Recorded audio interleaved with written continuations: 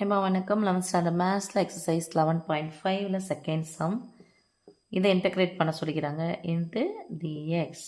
Okay, இப்போது integration square root of X plus 1/square root of x the whole square a plus b the whole square formula வடிவம். நீங்கள் ஃபார்முலான்னு அப்படியே போட்டுக்க வேணாம், இது 2 முறை போட்டு பெருக்கணும், அவ்வளோதான். ஃபஸ்ட்டு இதை ஸ்கொயர் பண்ணுங்கள். Integration square root of X the whole ஸ்கொயரா ப்ளஸ் அதுக்கப்புறம் இதை ஸ்கொயர் பண்ணுங்கள். 1/x square root of X the whole square plus இது 3 நம்பரும் பெருக்கிங்க, அவ்வளோதான். ஸோ முன்னாடி என்னது கீழே 2 square root of x into 1/square root of x into dx. இப்போ பாருங்கள், ஒரு உறுப்பு 2 உறுப்பு 3 உறுப்பு இருக்குது. அப்போ அந்த dx போடும்போது எப்படி போடணும் சாமி? இந்த ப்ராக்கெட்டை யூஸ் பண்ணணும். ஓகே, ஈக்குவல் டு ஸ்கொயரும் ஸ்கொயர் ரூட்டு கேன்சல். இந்த 1 ஸ்கொயரும் 1 தான் வரும். நடுவில் வகுத்தலோ பெருக்கலோ இருந்துச்சுன்னா அந்த ஸ்கொயர் ரூட் ஆனது 1க்கு சொந்தம், ஸ்கொயர் ரூட் ஆஃப் எக்ஸுக்கு சொந்தம். ஸோ 1 ஸ்கொயர் 1 தான், ஸ்கொயரும் square ரூட்டும் cancel.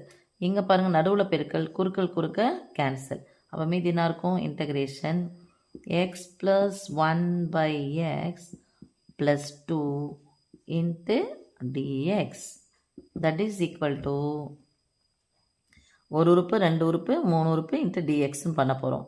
X into dx, எக்ஸை தொகைப்படுத்தணும்னா அடுக்குனா இருக்குன்னு அர்த்தம் 1 இங்கே. ஓகே, அப்போ எக்ஸின் அடுக்கு 1 தொகைப்படுத்தினா அடுத்த நம்பர் என்னது? எக்ஸின் அடுக்கு 2/2 ப்ளஸ் 1/xன்னு இருக்குது.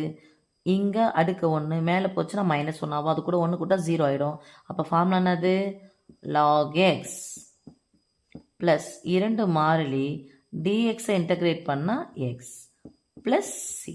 அவ்வளோதான், ஒரு 2 மார்க் கொஸ்டின். தேங்க்யூ. வணக்கம், திஸ் இஸ் மகா.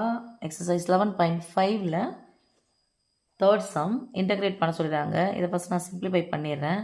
இங்கே 2 உறுப்பு இருக்குது, இங்கே 2 உறுப்பு. தெரியாத குழந்தைங்களுக்காக இதை நான் போடுறேன். தெரிஞ்ச குழந்தைங்க எப்படி வேணாலும் போட்டுக்கலாம், ஒன்றும் பிரச்சனை இல்லை.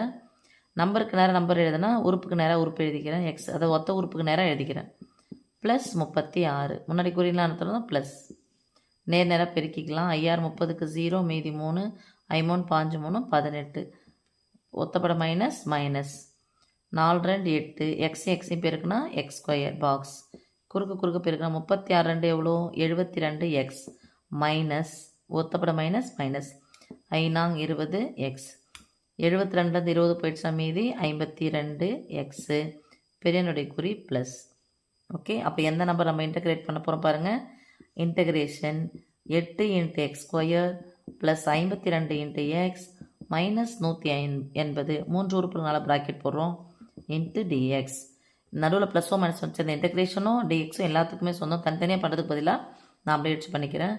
8 அப்படிங்கிறது மாறிலி. இன்டகிரேட் பண்ணும்போது எக்ஸின் அடுக்கு 2 பண்ணாங்க, எக்ஸின் அடுக்கு 1 போடுங்க. எக்ஸின் அடுக்கு 2 பண்ணால் வரும் எக்ஸின் அடுக்கு 3/3 ப்ளஸ் 52 மாறிலி வெளியே எடுத்துக்கலாம். எக்ஸின் அடுக்கு 1 இன்டகிரேட் பண்ணால் அது எக்ஸின் அடுக்கு 2/2 மைனஸ் 180 மாறிலி வெளியே வச்சுக்கலாம். டிஎக்ஸை இன்டகிரேட் பண்ணும்போது வெறும் எக்ஸ். இப்போ இதெல்லாம் கேன்சல் பண்ணால் பாருங்கள், இங்கே கேன்சல் ஆகும். 4n 2 2 2 4 மீதி 1 6n 12. அப்போ போட்டாங்கன்னா அது இந்த நேரம் பெருக்கி போட்டுக்கலாம், குறுக்கு கேன்சல் பண்ண முடியாது. 8 into X cube by 3 plus 26 into X square minus 180 into X. ஒன்று விட்டுருக்கு, என்னன்னு சொல்லுங்கள் பார்க்கலாம்.